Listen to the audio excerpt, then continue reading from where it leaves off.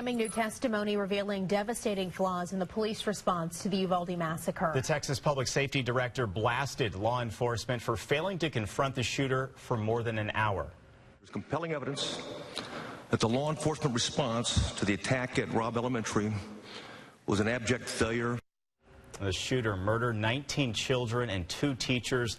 A source close to the investigation says preliminary evidence suggests none of the officers tried to open the classroom doors until moments before taking down the gunman.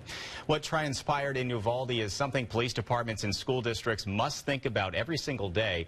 Tonight, News 4 Investigates reveals the lack of active shooter training in the city of St. Louis and why officers and school officials are concerned.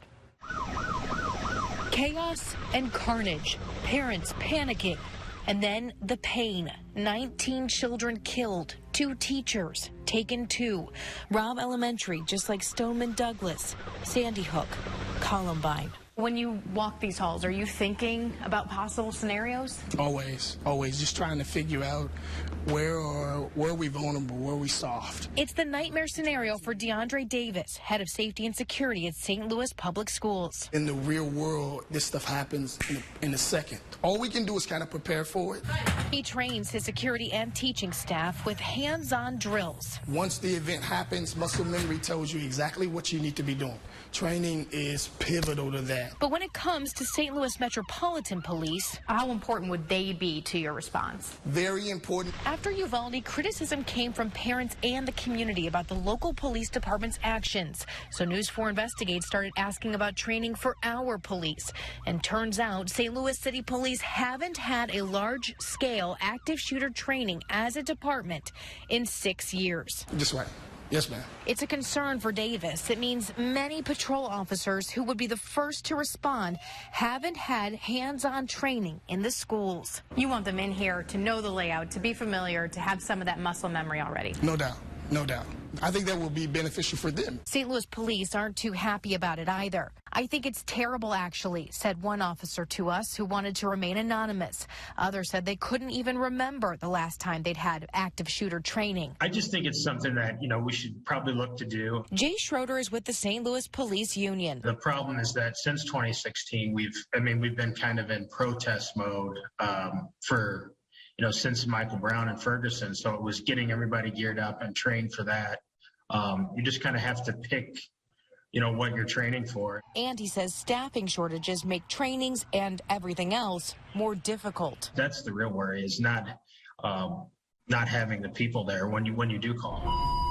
But News 4 has been along as other departments have done large-scale hands-on training scenarios. 2 victims down at Hall 6. In Lincoln County. Police coming in. And in St. Louis County.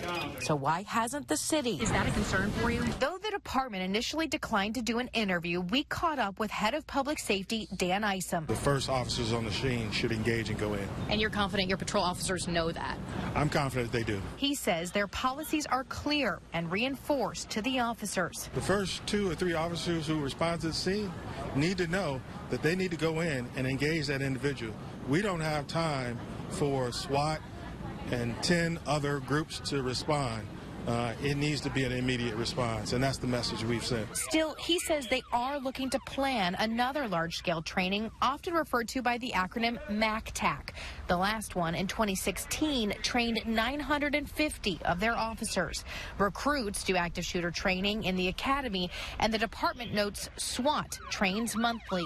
A statement from police said, quote, although COVID-19 limited our ability to conduct live, in-person, large-scale exercises, we anticipate having these types of trainings continue again in the near future, with most, if not all, of the restrictions put in place during the last few years being removed. During lunchtime, dismissal, arrival to school. Back at SLPS, Davis says they're working on another training next month. Follow your friends. Practicing for every conceivable scenario, he says, because kids' lives depend on it. There's an active shooter in a building actually assaulting people. We're not waiting for the police. Davis says they do have a good relationship with police command staff and have had a lot of tabletop exercises, but again says a large-scale training would be beneficial. We checked with the St. Louis County Police. They said they did one just last year. Is there something you want me to investigate? You can email me at investigates@kmov.com. I'm Lauren Traeger. News 4 investigates.